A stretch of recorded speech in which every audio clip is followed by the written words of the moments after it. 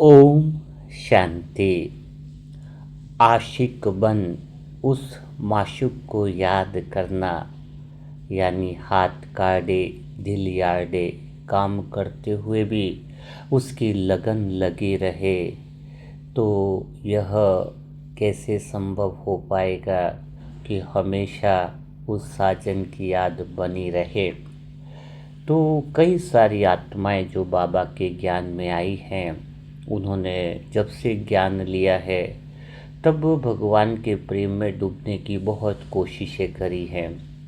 और हर एक आत्मा का लक्ष्य भी रहता है कि भगवान के प्रेम में डूबा जाए, लेकिन डूब नहीं पाती है। इसका कारण क्या है? हाँ, अभी तक अगर आप भगवान के प्रेम में डूबे नहीं हो तो उसका कारण क्या रहा है, पहले यह समझ लो, ताकि ये पता रहे कि हम सब आशिक बनकर उस माशूक के प्रेम में डूब सके।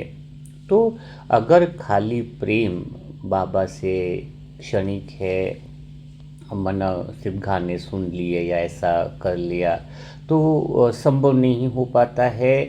वही आत्माएं उस माशूक को याद कर पाती है जिसका मुरली के अंदर मंथन चलता है। मुरली के अंदर मंथन का अर्थ क्या है? जैसे लौकिक में किसी से स्नेह करते हैं या प्यार करते हैं, या तो उसके पास जाने के लिए कहीं दूर रहता है तो बस ट्रेन पकड़ कर जाना पड़ता है। लेकिन अगर उस साजन के मूल केंद्र में जाना चाहते हो, साजन से मिलन मनाना चाहते हो, साजन से प्रेम की जो प्यास बुझाना चाहते हो, तो वो कौन सी यात्रा करनी पड़ती है, उसके पास जाने का रास्ता कौन सा है?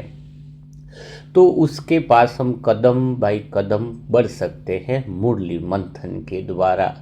क्योंकि साधारण आत्माएं जो मुरली सुनती है वो सिर्फ ज्ञान है, लेकिन जब ज्ञान गहराई से, मंथन का अर्थ हुआ विचार सागर मंथन, यानी उस शब्द को जो ज्ञान सुन रहे हैं वह अनुभव में बदल जाए और अनुभव जो है वह प्रेम में बदल जाए। तो बाबा का यह प्रेम पत्र है, यह जो आत्माएं समझ लेती है, जिसको मुरली से प्यार नहीं, मुरली से भी प्यार का अर्थ क्या है? मुरली में कही हुई लाइन की गहराई में जाना। के शब्द मेरे लिए है, लेकिन जब उसके कई सारे सच्चाई के अर्थ निकलते हैं, वो अर्थ जो निकलते हैं वो जब ज्ञान दिल में उतरने लग जाता है, तब वह प्रेम बन जाता है। जितने जितने ज्ञान की समझ आती है, जितना जितना ज्ञान प्रेम में बदलने लगता है हृदय में, तभी बाबा क्या करते हैं? अनुभवी मूर्त बनो, ज्ञान को दिल में उतार दो, तो स्वतः ही प्रेम होने लगता है। तो बिना मुरली के, बिना ज्ञान को अनुभव में बदले, बिना विचार सागर मंथन किए हम साजन के प्रेम में कभी नहीं डूब सकते। तभी चारों सब्जेक्ट बताए गए हैं, ज्ञान, प्रेम, योग और सेवा। चारों का कनेक्शन है आपस में। खाली हम प्रेम प्रेम में डूबे रहें, मुरली छोड़ दो, तुम ज़्यादा समय तक प्रेम में नहीं रह पाओगे। खाली ज्ञान ज्ञान मुरली सुन रहे हो लेकिन विचार सागर मंथन में नहीं जा रहे हो। सुबह वही डेली रूटीन है, शाम को रूटीन है, लेकिन उसकी गहराई में नहीं है, तो भी वह माशूक को के प्रेम में हम डूब नहीं सकते हैं। तो यह प्रेम पत्र है। इसीलिए बाबा कहते हैं, दादियों ने भी मुरली को ही आधार बनाया। जानकी दादी 11 बार मुरली को सुनती थी। जब हम भगवान की सुनेंगे तो भगवान हमारी सुनेगा।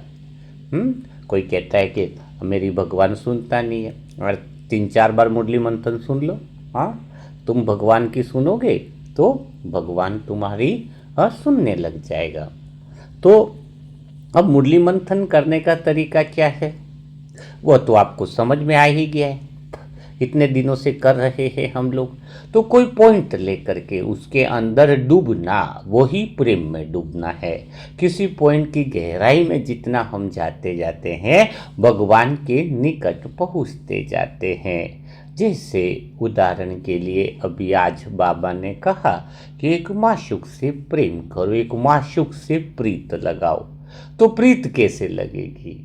माशूक से प्रीत लगाओ तो प्रीत कैसे लगेगी? अब इसी बात की हम गहराई में जाते हैं तो समझ में आएगा ना कि कैसे गहराई में जाना है। खाली उसके अंदर नाच गाना करना, डांस करना, वो तो है नहीं। हाँ, ज्ञान के आधार से हम उससे प्रीत लगाए। तो प्रीत लगाने के लिए सबसे बड़ी बात क्या है कि बाबा ने इतने प्रेम पत्र रोज भेज रहे हैं, तो पहली बात है प्रीत हो उसी आत्मा की होगी जिसके अंदर परिवर्तन होगा। कौन सा परिवर्तन होगा? पिछले 10 दिन में आप अंदर देखो, अगर आपके भीतर में कोई परिवर्तन ही नहीं आया है, कोई चेंज ही नहीं आया है, वही पुरानी आदतें पुराने संस्कारों से चल रहे हो, तो कितना भी कर लो भगवान के प्रेम में डूबना संभव नहीं होगा। भगवान से प्रीत लगाने का अर्थ है कि परिवर्तन लाना। जैसे भगवान ने कहा कि यह संसार जो है वह यहाँ मुकाम नहीं है, यात्रा है, पड़ाव है, मंजिल नहीं है। हाँ, जो यात्रा में क्या करते हैं, ज़्यादा बैगेज नहीं रखते ना, हल्के रखते हैं ताकि यात्रा सुकून वाली बने। तो बाबा कितना प्यार से बताया कि तुम इस रूहानी यात्रा में हो, इस प्रेम यात्रा में हो, तो तुम्हारे जो बैगेज है वो मुझे दे दो ताकि तुम हल्के होकर के प्रेम में उड़ सको। हल्के होकर प्रेम में उड़ सको। तो सबसे पहली बात क्या आती है, यात्रा में है तो उस साजन से प्रेम होता है जब बाबा की कही हुई बात दिल में उतर जाती है कि संसार में हम यात्री हैं और हमें इस रूहानी यात्रा में आगे बढ़ना है। जो हमारा स्थायी मुकाम जो है वो साजन का घर है। अब बात आती है उसके लिए क्या करना है, परिवर्तन लाना है। तो परिवर्तन आप लोगों ने लाए या नहीं लाए, स्वयं के अंदर ये चेक करो। हाँ, भगवान से प्रीत लगानी है, प्रेम को निभाना है, तो परिवर्तन लाना पड़ेगा। अब परिवर्तन फिर आगे चिंतन करो, गहराई में उतरो, तो क्या पता चलेगा परिवर्तन कौन ला सकता है। अब बात कहाँ पे आती है, परिवर्तन 2 तरीके से आता है। एक तो परिवर्तन आता है मजबूरी से और एक परिवर्तन आता है मोहब्बत से।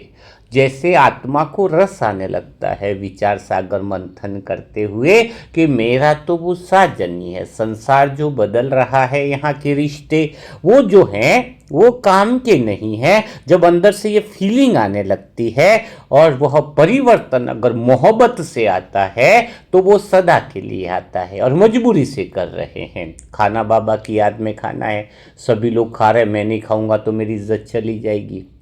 मुझे बाहर का खान पान छोड़ना, मजबूरी से छोड़ा, खाना तो समोसे कचौरियाँ भी अच्छी लग रहे हैं। हाँ, तो मजबूरी पूछो, जो चेंजेस हैं आपके पास, वो परिवर्तन जो आपके अंदर आए हैं वो किस लिए आए हैं? क्या मजबूरी से आपने परिवर्तन किया है या मोहब्बत से किया है? हाँ, जब मोहब्बत से परिवर्तन आता है, मोहब्बत में क्या हुआ कि संसार मेरा नहीं है, यहाँ प्रीत क्या लगाए, संसार से तो हमें जाना है। तो जब संसार से वैराग्य स्वतः ही आ जाए, मोहब्बत के कारण आए, मजबूरी के कारण ना आए, वो जो परिवर्तन होता है वह सदा के लिए आता है।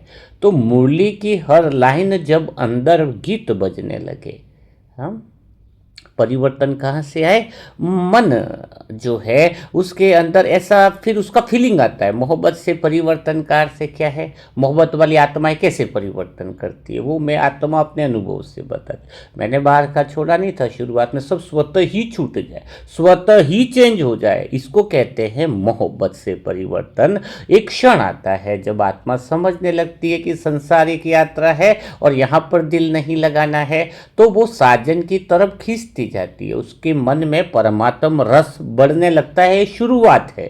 हाँ, तब उसके अंदर ऐसी बातें लगती है कि जैसे भीतर कोई अनकहा गीत बज रहा है, कोई धुन है जो दुनिया की आवाज़ों से अलग है, कोई पुकार है साजन की जो कह रहा है कि दुनिया की रूहानी यात्रा जो है अब छोड़ो, यहाँ से समय आ गया है तुम्हें असली घर आने के लिए। तो कोई पुकार है अंदर से, जो पुकार रहा है वो कोई इंसानों की पुकार नहीं, ऐसा फील होने लगता है जब मुरली की हर एक लाइन की गहराई में वो मुरली नहीं लगती, हर लाइन में एक पुकार लगती है, हर लाइन में एक प्रेम भाव लग रहा है। कोई लाइन में मुरली के पीछे कह रहा है, अंदर से कह रहा है कि तू आजा आजा आजा। वो पुकार जैसे बहुत दूर से आती है, फिर भी दिल के बिल्कुल पास महसूस होती है। कोई पुकार रहा है, मुझे कह रहा है ये दुनिया तेरी नहीं है, तेरे रहने लायक नहीं है, तू यहाँ की नहीं है, तू इसको मुकाम मत बना। ठीक है, थोड़े टाइम के लिए मुकाम है, लेकिन मंजिल तेरी है नहीं है। जैसे ही वो मुरली की वो बात दिल में उतर जाती है तो ऑटोमेटिकली साजन बिल्कुल पास महसूस होता है। हाँ, हम उस माशूक के दीवाने हो जाते हैं। तब आत्मा चुप होकर अपने आप से पूछती है कि प्रीत उसी से लगानी है तो फिर मैं संसार में क्या कर रही हूँ? जब ये संसार खाली मुकाम है, मंजिल नहीं, एक पड़ाव है, तो मैं यहाँ किसे ढूंढ रही हूँ? कौन है वह जिसके बिना यह दिल कभी पूरा नहीं हुआ? इस यात्रा में, संसार में इतने जगहों से दिल लगा लिया, इतने जगहों से बात कर ली, तो ये मुरली में जो बाबा कह रहा है, प्रेम का जो पत्र आया है, जो कह रहा है कि संसार में तुझे सुकून नहीं मिलेगा, तो अंदर से भी भाव उत्पन्न होता है, फिर कौन है जिससे मेरा सुकून लग जाए? कौन है जिससे मेरा दिल पूरा हो जाए? इस दुनिया में तो बहुत घूम लिए, बहुत से चेहरे मिले, बहुत से रिश्ते बने, बहुत सी बातें हुई। कभी किसी की मुस्कान बहुत प्यारी लगी, क्या बात है, क्या मुस्कान है। कभी किसी की आवाज़ दिल को छू गई, क्या आवाज़ है, मज़ा आ गया। कभी किसी का साथ बहुत अच्छा लगा। लेकिन हर एक कहानी का अंत कैसे हुआ है? धोखे से, दर्द से, तड़पन से हर रिश्ता छूट जाता है और दिल वापिस खाली रह जाता है। ऐसा लगता है जैसे कोई सच्चा मन का मीत अभी भी कहीं दूर खड़ा है और इंतजार कर रहा है मेरा। वो मुरली की धुन में पता चलता है कि साजन मुझे कितना प्यार करता है। वो क्या कह रहा है कि मुझसे एक प्रीत लगा दे। कितना हमें क्या कह रहा है? मुझसे एक प्रीत लगा दे, मैं तेरा माशूक हूँ, तू मेरी सजनी है, मैं तेरा साजन हूँ, तू संसार की प्रीत छोड़ दे, संसार में कुछ नहीं मिलने वाला है, तू बस जो है वो मुझसे प्यार कर। तो मुरली से, ज्ञान से प्रेम बदलता है। मुरली की लाइन जब दिल में उतरती है तो दिल में, धड़कन में कंपन बजने लगता है, रोम रोम खिल जाता है। जानकी दादी पूना में एक बार 12-1 बजे सेवा करके आई। सभी सुबह मुरली नहीं पढ़ पाए थे, वो लोग बहुत जल्दी निकल गए थे। जयंती बहन अनुभव सुना रहे थे। तो खाना खा लो, बोले खाने की तैयारी कर ली, बोले खाना खा लो, बहुत सुबह से नाश्ता भी नहीं किया, फिर आराम से करेंगे मुरली सब। तो सब लोगों ने खाने में बैठ गए, दादी नहीं बैठी। बोले मुरली पढ़े बिना, क्योंकि तब तो कोई मोबाइल तो था नहीं कि वहाँ पे पढ़ लें या ऐसा कर लें, तो नहीं, बोले मुरली पढ़ूंगे पहले फिर खाना खाऊंगे। हाँ, तो ये प्यार है। मुरली से प्यार मना, मुरली की खाली लाइन पढ़ना नहीं, फॉर्मेलिटी नहीं, वो शब्द ज्ञान प्रेम में बदले तो मुरली का फायदा है। तो कहां तक क्या बात समझ में आई कि मुरली में प्यार है तो परिवर्तन पता चलेगा कि 10 दिन पहले मैं आत्मा अलग थी, आज अलग हूं। हाँ, परिवर्तन पता चलेगा। परिवर्तन तब पता चलता है, और परिवर्तन कब होता है? जब आत्मा अपनी गलती को स्वीकार करती है, अहंकार को छोड़कर कि मैं यहाँ गलत हूँ, यहाँ गलत हूँ, यहाँ गलत हूँ, रिश्ते में गलत हूँ, नातों में गलत हूँ, तो फिर वो परिवर्तन चालू होता है। और जैसे साजन ने कहा कि दुनिया तुम्हारे काम की नहीं है, तो वो प्रीत भगवान से लगने लग जाती है। ऐसा लगता है कि वो कहीं दूर खड़ा है और मेरा इंतजार करा है। और फिर धीरे धीरे मुरली से उसको एहसास होने लगता है, जैसे जैसे ज्ञान समझ में आता है, ज्ञान दिल में उतरता है। तो देखो, इतने 1 साल से जो मुरली मंथन में है, उनका प्रेम भगवान से बड़ा कि नहीं बड़ा है? कैसे बड़ा आप लोगों का प्रेम? वो ज्ञान है, वो दिल में अब उतर रहा है, हर समझ स्पष्ट होती जा रही है। और आप आत्माओं को एहसास हो गया है, इस समय कई सारी आत्माओं को एहसास हो गया था कि जिसे आप ढूंढ रहे थे वो कोई इंसान नहीं है, वो तो तुम्हारा शिव साजन है।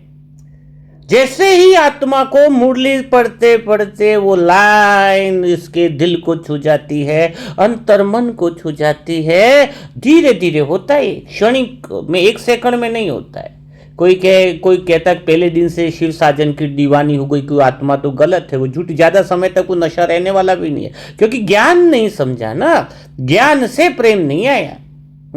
इसलिए कोई बिना मुरलियों के बिना कोई प्रेम करे भगवान से तो वो संभव ही नहीं है, वो टिकने वाला हो ही नहीं सकता। लेकिन मुरली से जब ज्ञान दिल में उतर गया, ज्ञान प्रेम में बदल गया, तो अंदर से फिर समझ के आधार पर अनुभव होता है कि जिसे मैं ढूंढ रही थी वह कोई इंसान नहीं, वह तो मेरा शिव साजन है।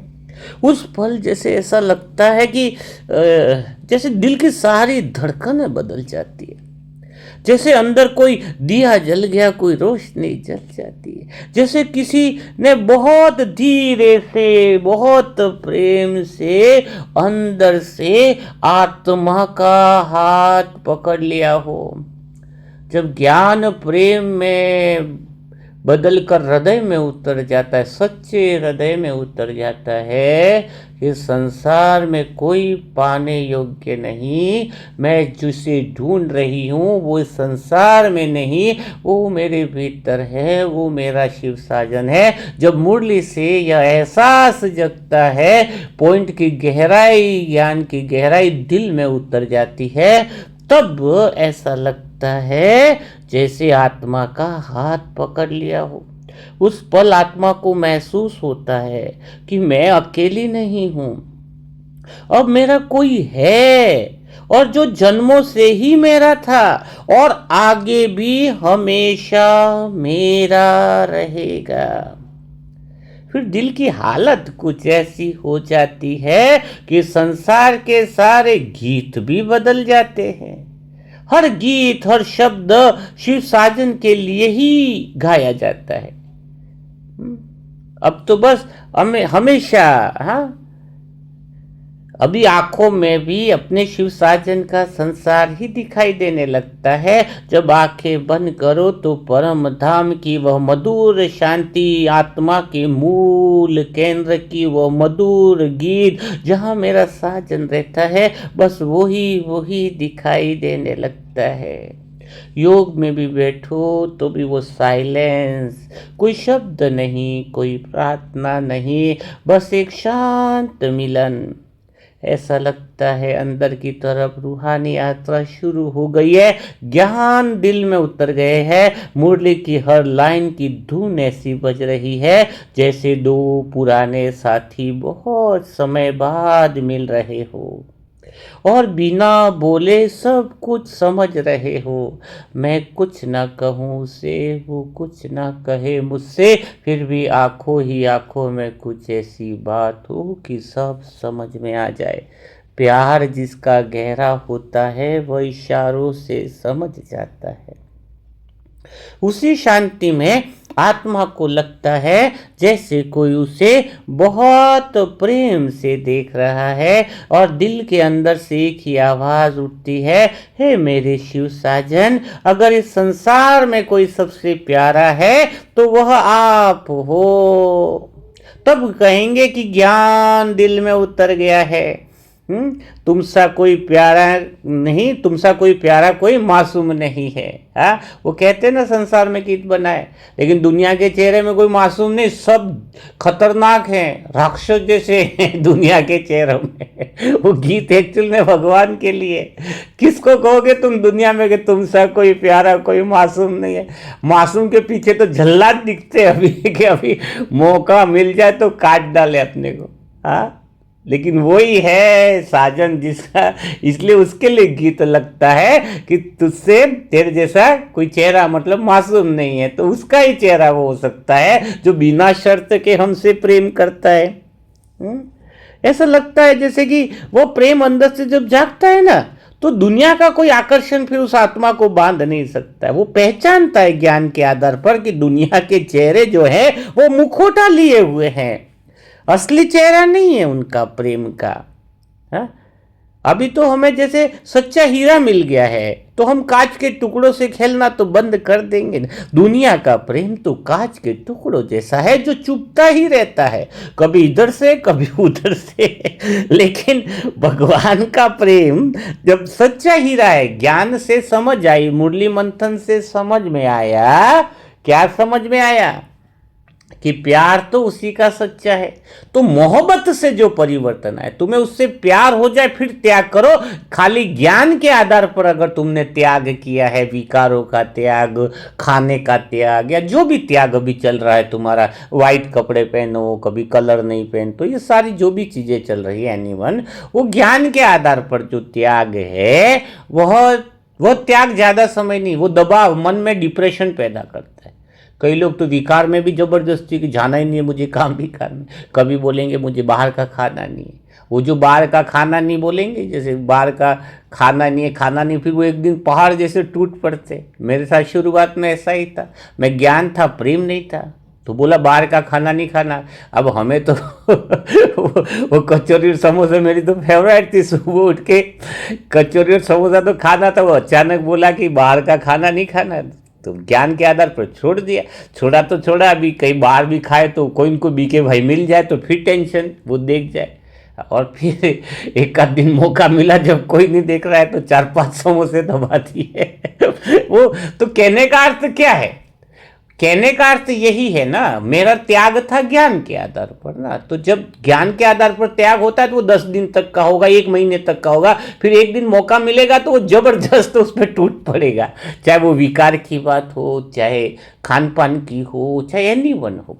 लेकिन समझ में आया, लेकिन जिस वक्त मेरा ज्ञान प्रेम में बदल गया, मजबूरी नहीं मोहब्बत हो गई। मोहब्बत से जो बदलाव आया, अभी कोई कर सके क्या? मेरी हिम्मत है, अभी मेरा आकर्षण कहीं नहीं जाएगा, क्योंकि अब साजन के लिए वो प्रेम हो गया ना, वो तड़प हो गई। तो ज्ञान के आधार पर जो त्याग है तुम्हारा वो नहीं टिकता है। जो त्याग जो मजबूरी से है वो ज्यादा समय नहीं टिकता है। लेकिन जो मोहब्बत से है, जब अनुभव होता है कि संसार में कोई इससे ज्यादा प्यारा नहीं, मुझे सच्चा हीरा मिल गया है, तो कांच के टुकड़ों से खेलना बंद करना है। क्योंकि संसार की चमक जो है वो धीरे धीरे फीकी लगने लगती है। कभी आत्मा अपने दिल से पूछती है, ये कैसा प्रेम है साजन का? न कोई शर्त है, न कोई डर है, न कोई शिकायत है, सिर्फ कोई छह तो अपनापन है। ऐसा अपनापन जो कभी टूट नहीं सकता है। दुनिया का प्रेम क्या कहता है? अगर तुम मेरे साथ रहोगे तो मैं तुम्हें प्यार करूंगा। लेकिन शिव साजन का प्रेम क्या कहते हैं? क्या कहता है? तुम जहां भी रहो मैं तुम्हारे साथ हूं। दुनिया का प्रेम क्या कहता है? तुम मेरे साथ रहोगे तो ही मैं तुम्हें प्यार करूंगा। 2 दिन पति पत्नी में पत्नी मायके चली जाए तो झगड़ा उफान, लगता है कि जैसे वो प्रेम नहीं है, न जाने कौन सा प्रेम है। हाँ, 2 दिन चले जाए तो क्या कहते हैं? तुम मेरे साथ रहोगे तो मैं तुम्हें प्यार करूंगा। लेकिन शिव साजन उल्टा कहता है, उसका प्रेम कहता है तुम जहां भी रहो मैं तुम्हारे साथ हूं और तुमसे प्रेम करूंगा। दुनिया का प्रेम समय के साथ बदल जाता है, लेकिन शिव साजन का प्रेम समय से भी परे है। जब आत्मा इस बाबा के प्रेम पत्र की गहराइयों में जाती है, मुरली की गहराई में जाती है, हर शब्द को जब पढ़ती है नशा चढ़ जाता है। उसका दिल मानो लगता है कि नशे में डूब गया है। कोई बाहरी नशा नहीं है, यह याद का नशा है। हर सांस में प्रेम का नशा है। जैसे हर सांस में वही नाम हो, हर धड़कन में वही अनुभूति हो। तब आत्मा धीरे से कहती है, क्या कहती है? जब दिल की धड़कन में उसके प्रेम का एहसास हो जाता है, मुझे न फूल चाहिए न बहार चाहिए, मुझे तो बस मेरे शिव साजन का प्यार चाहिए, कुछ भी नहीं चाहिए। यही मुरली का महत्व है कि आपका ज्ञान इतने सालों में तुमने क्या सुना, क्या किया, उससे कोई महत्व नहीं है। कोई बुजुर्ग माता है, उसने 2 लाइन सुनी लेकिन उसका ज्ञान प्रेम में बदल गया, तो वो जो मुरली की बातें बड़ी बड़ी करते उससे ज़्यादा वो आत्मा पद पाएगी, है ना। तो हमें यह देखना है कि ज्ञान में कितनी मुरलियाँ याद है वो फायदा नहीं, मुरली मंथन करके ज्ञान दिल में कितना। मुरली तो जिंदगी है अपनी, और मुरली मंथन सबसे ज़्यादा, मंथन ज़्यादा जरूरी है। तो कई लोग तो मंथन अगर मिस कर देते हैं तो वो आत्माएं भी कभी कभार वाली होती है। तो जब पता चलता है कि शिव साजन का प्यार है, दुनिया से वैराग्य आने लगता है। वो लाइन वो प्रेम पत्र समझते ही तो प्रेम और गहरा होने लगता है। ऐसा पल आता है, मुरली सुनते सुनते मुरली प्रेम का गीत बन जाती है। आत्मा को लगता है जैसे पूरा आकाश उसके भीतर में उतर आया हो, जैसे हर दिशा से एक ही आवाज आ रही हो, मैं हूं, मैं हमेशा तुम्हारे साथ हूं। मुरली में हर बार हमें यह एहसास दिलाता है साजन कि मैं तेरे साथ हूं ना, मैं तेरे साथ हूं, मैं तेरे पास हूं और हमेशा रहूंगा। तो आत्मा का दिल भी कैसा हो जाता है, एक बच्चे की तरह हो जाता है। वो बस अपने साजन के पास रहना चाहती है। जैसे कोई बच्चा माँ का हाथ पकड़कर निश्चिंत हो जाता है, वैसे ही आत्मा शिव साजन की याद में निश्चिंत हो जाती है। कभी कभी आत्मा को लगता है कि अगर पूरी दुनिया भी साथ छोड़ दे तब भी उसे कोई डर नहीं होगा, क्योंकि उसका साजन उसके साथ है। और जिसका साजन साथ हो उसे और क्या चाहिए। फिर जीवन का हर क्षण बदल जाता है। बहुत मजा आता है, सुबह भी आनंद आता, सुबह की पहली किरण भी शिव साजन की याद दिलाती है। रात की शांति भी उसी मिलन का एहसास कराती है। हवा का हर झोंका जैसे कहता है, क्या कहता है कि मैं तेरा साजन तुझे याद कर रहा हूं, तू किधर है, तेरा ध्यान किधर है, तेरा साजन तो इधर है। हाँ, कितना प्यार से कहते हैं कि तुम्हारा साजन तुम्हें याद कर रहा है। और तब आत्मा भी मुस्कुराकर कहती है, क्या कहती है, हे मेरे शिव साजन, मैं भी आपको ही याद कर रही हूं। धीरे धीरे यह प्रेम इतना गहरा हो जाता है कि आत्मा को लगता है जैसे वह अपने साजन के बिना रह ही नहीं सकती है, रह ही नहीं सकती है। जिसको मुरली की पॉइंट दिल में उतर जाती है ना, ज्ञान बुद्धि से उतर कर, दिमाग से उतर कर दिल में आ जाता है, तो उसको फिर वो साजन के बिना नहीं रह पाती।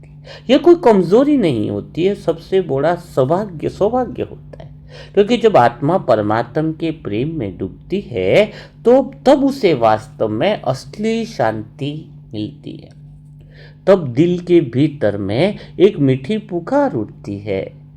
अंदर से दिन रात अकेले अकेले आत्मा खोई रहती है। खाट पे सोई है, आकाश में देख रही है, तो लगता है आकाश में भी कि अगर कोई मेरा अपना है तो वह तू है, अगर कोई मेरा साथी है तो वह तू है, अगर कोई ऐसा है जो मुझे कभी छोड़ नहीं सकता तो वह तू है। और सच में यही आत्मा और परमात्मा का सबसे पवित्र रिश्ता है। कभी कभी आत्मा को लगता है कि जैसे उसका जीवन एक प्रेम कहानी बन गया है, लेकिन यह संसार वाली प्रेम कहानी नहीं है, यह तो सजनी और साजन की प्रेम कहानी है। इसमें न बिछड़ने का डर है, न खो जाने का डर है। इस प्रेम में केवल एक ही भावना है, मिलन की। जब आत्मा मुरली की गहराई में जाती है, उसकी प्यास बढ़ती जाती है। मुरली का हर शब्द उसे साजन के करीब लेकर जाता है, और उस सजनी की एक ही तड़प रहती है कि मैं शिव साजन से मिलन मना लूं। आत्मा कहती है, हे मेरे शिव साजन, अगर मैं कहीं भी रहूं आप मुझे पहचान लेना, भीड़ में भी चलूं तो तुम मुझे देख लेना, बस तुम मुझे पहचान लेना। अगर कभी शरीर छूट जाए तो मैं ऐसा कहती हूँ, मैं आत्मा, बाबा अगर मेरी शरीर छूट जाए तो तब भी तुम मुझे पहचान लेना, क्योंकि मेरी हर श्वास, मेरी हर धड़कन तेरे नाम की है, तेरे नाम की ही महक होगी उसमें। तो धड़कन से पहचान लेना, श्वासों से पहचान लेना, रूह के प्रेम की खुशबू से पहचान लेना, क्योंकि यह प्रेम शब्दों से नहीं है, आत्मा से जुड़ा हुआ है। जब यह प्रेम पूरी तरह जाग जाता है मुरली मंथन की गहराइयों से, तब आत्मा का जीवन बदल जाता है। तब वह संसार में रहते हुए भी संसार से परे हो जाती है। उसका दिल अब किसी चेहरे के लिए नहीं तड़पता। क्या उस किसी की और याद नहीं आती, देह के चेहरों की याद नहीं आती, उसका दिल तो अब केवल अपने शिव साजन के लिए धड़कता है। तब हर क्षण ऐसे लगता है जैसे दिल कोई मीठा गीत गा रहा हो, एक ऐसा गीत जो केवल दो ही सुन सकते हैं। ये गीत ऐसा है कोई और नहीं सुन सकता। मैं आत्मा, मैं सजनी और मेरा साजन, मैं आपकी हूं और आप मेरे हो। कितना गहरा गीत है। तो ये परिवर्तन है। जब परिवर्तन मोहब्बत से आता है तब ऐसी प्रेम की बातें अंदर से निकलती है। और मोहब्बत से परिवर्तन आए तो परिवर्तन तो कोई भी लाना चाहता है, लेकिन परिवर्तन लाने के लिए रुकावट कौन सी है? रुकावट है कमजोरी। जैसे परिवर्तन लाना है मोहब्बत से, आपने सोचा कि चलो मोहब्बत से परिवर्तन लाते हैं, काम विकार भी बदले, दूसरों को शिकायत करना भी बदले। तो जैसे कोई आत्मा चाहती है सिगरेट, बुरी बात है, छोड़ना चाहती है, लेकिन उसके अंदर ताकत ही नहीं है सिगरेट छोड़ने की।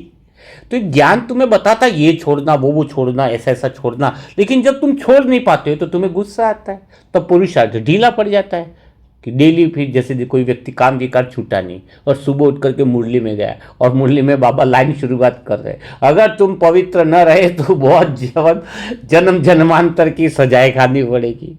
अब बताओ वो मुरली क्यों छोड़ देता है आत्मा, पता है तुम्हें? वहां पर डेली वो चीजें बताई जाती है। अमृत वेला नहीं किया तो तुम्हारा भाग्य खत्म हो जाएगा। वो जो आत्मा अमृत वेला नहीं करती है सुबह सुबह वहां पर जाएंगी, और अगर ऊपर से दीदी ने हाथ उठवा दिया तो गए काम से। तो क्यों कारण है ऐसा? तो परिवर्तन जानती है कि यह परिवर्तन लाना है, फिर भी परिवर्तन नहीं ला पाती है। इस कारण आत्मा का पुरुषार्थ नहीं बढ़ता है। तो परिवर्तन ज्ञान से आ ही नहीं सकता। ज्ञान किसको नहीं है? सिगरेट नहीं पीना चाहिए, दारू नहीं पीना चाहिए, अच्छा सबको पता है। सुबह एक्सरसाइज करनी चाहिए, सुबह एक्सरसाइज करने से शरीर फिट रहता है, दिल की बीमारियां, लेकिन कितने लोग करते हैं एक्सरसाइज? सबको पता है ना कि एक्सरसाइज करनी चाहिए, तो सबको पता है कि इसको दुनिया में सिखाने मत जाओ इस समय, लेकिन शक्ति नहीं है करने की। क्या नहीं है? सिगरेट छोड़नी है, गलत है, कैंसर होगा, लेकिन शक्ति नहीं है। तो हमें किसी को ज्ञान देंगे कि सिगरेट बुरी है, उसको ज्ञान नहीं चाहिए, उसको शक्ति चाहिए। घर परिवार में भी तो शक्ति चाहिए। तो शक्ति कहां से आती है? शक्ति सिर्फ एक ही चीज से आती है, ज्ञान से कभी शक्ति नहीं आती। ज्ञान रास्ता दिशा दिखा सकता है, प्रेम के बिना कभी शक्ति नहीं आ सकती। प्रेम में शक्ति का अर्थ क्या है कि मोबाइल कितना भी बढ़िया है, मोबाइल में कितनी सारी ऐप है, कोई मोबाइल बहुत स्टैंडर्ड है लेकिन वो चार्जिंग नहीं है तो ऐप कितनी भी अच्छी है, मोबाइल कैसे काम करेगा ही नहीं। तो आत्मा में बहुत सारी क्षमताएं, इतनी योग्यताएं आप आत्मा में कि आप सोच भी नहीं पाओगे, इतनी एबिलिटी आप आत्मा में भरी पड़ी है। लेकिन परमात्म प्रेम से वो चार्ज हो जाए, कनेक्ट हो जाए। परमात्म प्रेम की ज्ञान से तो कनेक्ट नहीं हो सकता। ज्ञान बुद्धि में रहता है, प्रेम दिल में रहता है। तो दिल से जब प्रेम की ऊर्जा से कनेक्ट हो जाता है तो भीतर की क्षमताएं जागृत हो जाती है, फिर तुम वह काम कर दिखाते हो जो दुनिया में भी असंभव होता है। तो मोबाइल में कितनी सारी, आईफोन है कितना बढ़िया है, उसमें ऐप बहुत अच्छी है, लेकिन चार्ज नहीं है तो वो कोई भी ऐप कितनी भी अच्छी है काम कैसे करेगी? तो तुम्हारी आत्मा में बहुत जन्मों की विशेषताएं भरी पड़ी हैं, इतनी विशेषता है कि पूछो मत। लेकिन जब वह प्रेम ही है जो शक्ति मिलती है। तो क्या समझ में आया? एक तो भगवान से योग लगाने के लिए मुरली में बताया जाता है कि उसकी प्रीत निभानी है, तो संसार की प्रीत काम की नहीं, तुम यात्री हो, तुम्हारा यह पड़ाव है, मंजिल नहीं। एक तो ये ध्यान रखना। दूसरा, परिवर्तन लाना है, और परिवर्तन लाओगे मोहब्बत से, मजबूरी से लाओगे तो ज्ञान से होगा, और वो ज़्यादा समय तक नहीं चलेगा। और आगे आपने क्या बात सीखी? मोहब्बत से परिवर्तन लाना, और परिवर्तन के लिए चाहिए तुम्हें शक्ति। शक्ति के बिना तुम परिवर्तन ला नहीं सकते। तो शक्ति कहाँ से मिलेगी? शक्ति मिलेगी तुम्हें भगवान से, शिव साजन से, प्रेम से। तो प्रेम से शक्ति कैसे मिलेगी? अब यहाँ पर भी बात आ गई, शक्ति प्रेम से कैसे मिलती है? तो शक्ति प्रेम से इसलिए मिलती है कि जब तुम्हारी कोई तारीफ करता है तो शक्ति मन आत्मविश्वास, जब कोई तुम्हारी तारीफ करे तो तुम्हारा विश्वास बढ़ता है, तुम बहुत अच्छे हो, तुम्हारे में क्षमता है, तो विश्वास बढ़ता है। लेकिन जब आत्मा अपने आप से अच्छी बातें करे तो आत्मविश्वास बढ़ता है। जब कोई हमारी तारीफ करे तो विश्वास बढ़ता, और जब कोई और जब हम स्वयं के साथ अच्छी बातें करें तो आत्मविश्वास बढ़ता है। तो आत्मविश्वास जिसके बड़ा हुआ है उसके अंदर वह शक्ति है, काम विकार या दूसरे जितने भी संस्कार है वो स्वतः ही बदल जाते हैं। अभी आत्मविश्वास बढ़ता है प्रेम से। जब तुम प्रेम में होते हो तो अंदर प्रेम के गीत गुनगुनाते रहते हो निरंतर, और निरंतर प्रेम के गीत जो गुनगुनाता रहता है अपने आप से प्रेम हो जाता है, खुद से उसको प्रेम हो जाता है, तो आत्मविश्वास बढ़ जाता है। समझ में आई बात? प्रेम में हम अपने आप से कितनी अच्छी अच्छी बातें करते हैं। कभी कभी मुझ आत्मा को तो ऐसा लगता है कि जैसे मैं किसी राजमहल की रानी बनने की प्रतीक्षा कर रही हूं। हाँ, आज सुबह सुबह सुना, मैं आत्मा आपको दिल की बात बता रही हूँ। पड़ोस में गीत बज रहा था। देखो, मैं संसार के जो फिल्मी गीत भी बजते हैं तो मैं उसमें ये नहीं सोचती कि आज गीत क्यों बज रही है, फिल्मी गाने के गीत भी बज रहे, वो भी प्रेम का गीत है। तो उधर गीत बज रहा था कि मैं किसी दिन बनूंगी राजा की रानी, है जरा फिर से कहना। तो मेरे को तो बस वही गीत, वो विश्वास का मतलब क्या है? आप अपने आप से अच्छी अच्छी बातें करो, बहुत विश्वास बढ़ेगा तो शक्ति इतनी बढ़ जाएगी तुम्हें हर काम आसान लगेगा। प्रेम में तो पहाड़ भी पिघल जाता है। तो जैसे वो गाना लगा तो मेरे अंदर भाव क्या उत्पन्न हुआ, है कि मैं भी किसी दिन राजमहल की रानी बनने की प्रतीक्षा कर रही हूं। पर ये संसार का राजमहल नहीं है, मेरे भीतर भी वो प्रेम का महल है जहां आत्मा और मेरे साजन मिलते हैं, वो प्रेम महल। उस प्रेम महल की मैं रानी बनूंगी, जैसे कोई प्रेमिका अपने प्रिय से कहती है ना, वो गाना बजा ना कि किसी दिन बनूंगी मैं राजा की रानी। तो वैसे ही मैं आत्मा भी अपने शिव साजन से कहती हूं कि किसी दिन मैं भी उस परम धाम की रानी बनूंगी जहां आपका ही राज्य है, जहां हर आत्मा आपके प्रेम की रोशनी में चमकती है। तो मैं भी रानी बनूंगी, उस राजा की रानी जो परम धाम का राजा है। मेरा भी अंदर प्रेम महल है तो मैं भी वही रानी बनूंगा। जब आत्मा को शिव साजन का एहसास होता है तब तो दिल की हालत बिल्कुल बदल जाती है। अंदर से ऐसा लगता है कि प्रेम महल में जैसे चुपके से दिल में किसी ने दीप जला दिया हो। पहले आंखें दुनिया को देखती थी, अब आंखें बंद होते ही वही एक प्यारा चेहरा दिखाई देता है। पहले दिल किसी इंसान के लिए धड़कता था, अब तो हर धड़कन में बस एक ही नाम गूंजता है, मेरे शिव साजन, मेरे शिव साजन। क्योंकि यह विश्वास, प्रेम भरी बातें स्वयं से करोगे तो आत्मविश्वास जगेगा। फिलोसॉफी बुद्धि वाली ज्ञान की बातों से नहीं जगेगा।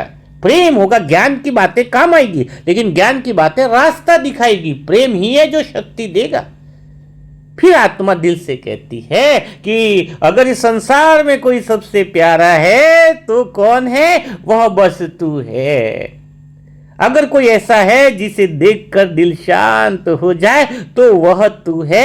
अगर कोई ऐसा है जिसके बिना है मेरी आत्मा अधूरी है तो बस वह तू है। जब यह प्रेम जागता है तो आत्मा को लगता है जैसे जीवन की सारी कहानी बदल गई। जो रास्ते पहले कठिन लगते थे वो इस प्रेम में आत्मविश्वास जगने से सब आसान लगते हैं। जो रातें पहले खाली लगती थी अब वही रातें उसकी प्रेम की यादों में भर जाती है। क्योंकि अब हर क्षण मुझ आत्मा को भी ऐसा लगता है कि मेरा साजन मुझे देख रहा है। कभी कभी मैं आत्मा चुपचाप बैठती हूँ और महसूस करती हूँ कि जैसे कोई बहुत पास है और मेरे को देखकर मुस्कुरा रहा है और कह रहा है तुम मुझे याद करो, मैं तुम्हारे साथ हूँ, हमेशा साथ। मेरा दिल भरा जाता है क्योंकि यह प्रेम कोई साधारण प्रेम नहीं है, यह वह प्रेम है जो जन्मों से आत्मा को पुकार रहा था। फिर दिल की हालत ऐसी हो जाती है कि जैसे हर दिशा में वही दिखाई देता है।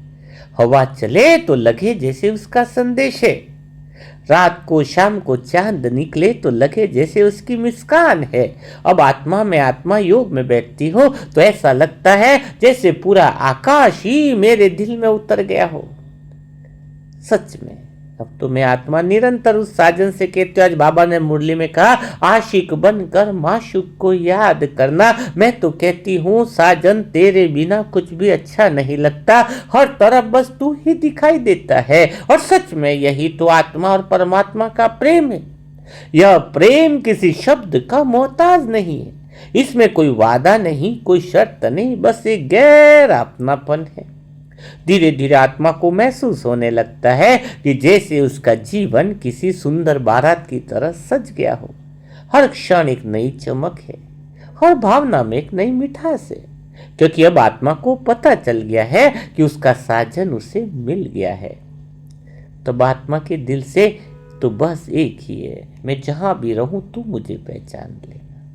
क्योंकि यह प्रेम जो है ना, वो चेहरों से नहीं, आत्मा के दिल से जुड़ा हुआ है। और जब यह प्रेम गहरा हो जाता है तब आत्मा को लगता है कि जैसे उसका दिल अब किसी और के लिए नहीं बना है, उसका दिल तो केवल और केवल शिव साजन के लिए है। जैसे कोई प्रेमी अपने प्रिय के बिना अधूरा होता है, वैसे ही हम आत्माएं भी शिव साजन के बिना अधूरी है। मुझे कुछ नहीं चाहिए, बस तेरा प्रेम चाहिए। संसार की सारी कहानियां झूठी हैं, उसमें एक ऐसी प्रेम कहानी मिल गई जो कभी खत्म नहीं होती है, वह है परमात्म प्रेम कहानी। हाँ, तो आज हमें क्या करना है? सभी आशिक बनकर उस माशिक को याद करना है, जहाँ उसकी याद का राज उस महल में जाना है, जहाँ हर धड़कन में उसका नाम धड़के, जहाँ हर सांस में उसका प्रेम से भीगी हुई वह प्रेम की लहरें हो, तो बस उसी से मिले। शिव साजन के प्रेम में डूबना जब मुरली से प्यारा हो जाएगा, मुरली से प्यार हो जाएगा, तो फिर तुम्हें वो भी प्यारा हो जाएगा। फिर तुम फिर कहेंगे दिल से कि तुम सा कोई प्यारा नहीं, तुम सा कोई मासूम नहीं। इस संसार में लाखों चेहरे हैं, लेकिन मेरे दिल का चेहरा सिर्फ तू है मेरे साजन। पता चल जाता है, अनुभव होने लगता है कि उसके अलावा कोई भी अच्छा नहीं लगता है। अगर वो साथ है तो दुनिया का गम कोई हमें छू नहीं सकता है। अगर उसकी याद है तो अकेलापन कभी हमें डराएगा नहीं। यह प्रेम आत्मा को बदल देता है। पहले दिल भटकता था, अब दिल को ठिकाना मिल जाता है। पहले आत्मा खोज रही थी, अब आत्मा को अपना मिल जाता है ना। तो यही है प्रेम। तो आज बाबा ने जैसे मुरली में कहा कि साजन से प्रेम, उस सभी आशिक बनकर उस माशूक से प्रेम करो। तो प्रेम का आधार मैंने आपको बताया मुरली है। मुरली में बाबा समझाता है, फिर मुरली से परिवर्तन आता है, और परिवर्तन भी मजबूरी से या मोहब्बत से वो देखना है।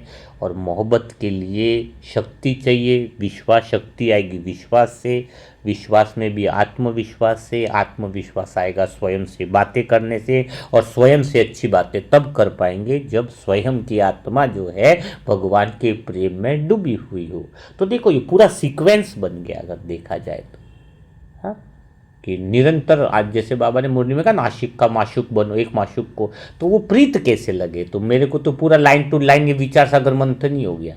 भगवान से प्रीत कैसे लगेगी? जब एक संसार को पड़ाव मानोगे और शिव साजन को मंजिल मानोगे, और मंजिल मानने के लिए स्वयं को परिवर्तन करना पड़ेगा, और परिवर्तन मोहब्बत से करो तो ज़्यादा बढ़िया है।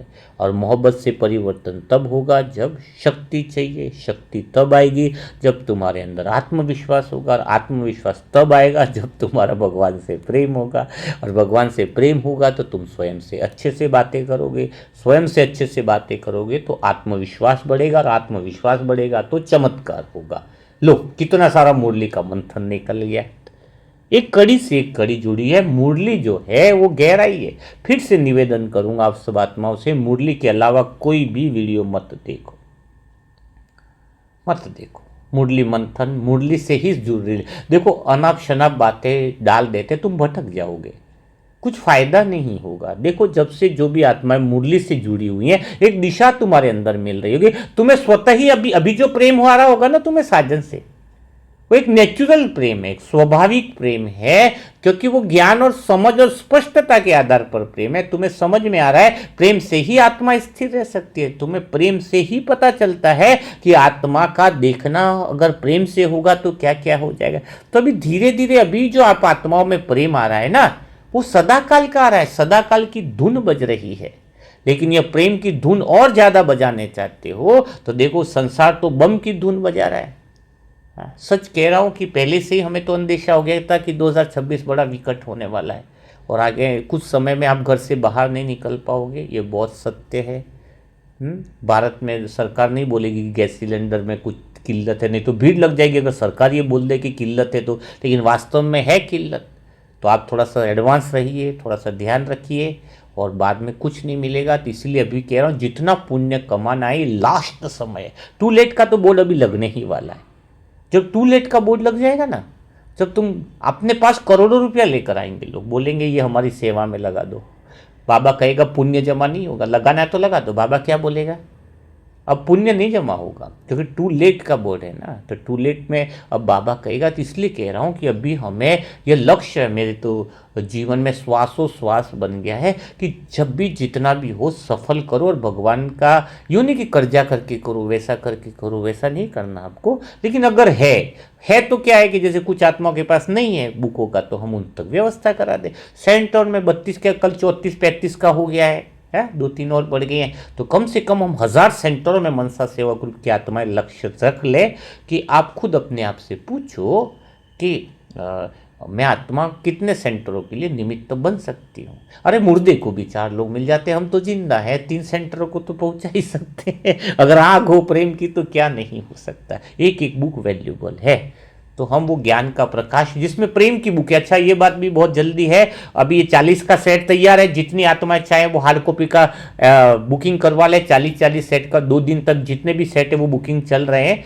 और इसके बाद मुरली मंथन का सेट आएगा और बाद में बाबा की मीरा की जो बनेगी बुक है बाबा की मीरा की, तो वह 20 सेंटरों में दी जाएगी। लेकिन पहले सेंटरों में 40 सेट पहुंचाने हैं, फिर मुरली मंथन सेट और इसके बाद जो है वह बाबा की सच्ची मीरा, ताकि उनको बिल्कुल ऐसी कमी न मिले कि मनसा ग्रुप के पास इतना ज्ञान का भंडारा है हर विषय पर है। अभी तो डेली एफर्मेशन की बुक है, उसमें अगर कोई भी टेंशन में आत्मा हो, चाहे वो अज्ञानता में हो चाहे कैसी भी हो, उसको तुम डेली एफर्मेशन की बुक दे दो और उसको बोलो इसको ऑडियो की तरह अपने मोबाइल में रिकॉर्ड कर और लिखने का काम कर। डेली एक ही सुबह का टास्क कर ले और रात का कर लिया कर किताब में देखकर, तो उसको बहुत आसानी होगी। बहुत अच्छा क्यों होगी इसकी आसानी? आज मुरली मंथन में देखा ना, जब वो अपने आप से बातें करेगी तो विश्वास जगेगा, आत्मविश्वास जगेगा तो शक्ति जगेगी।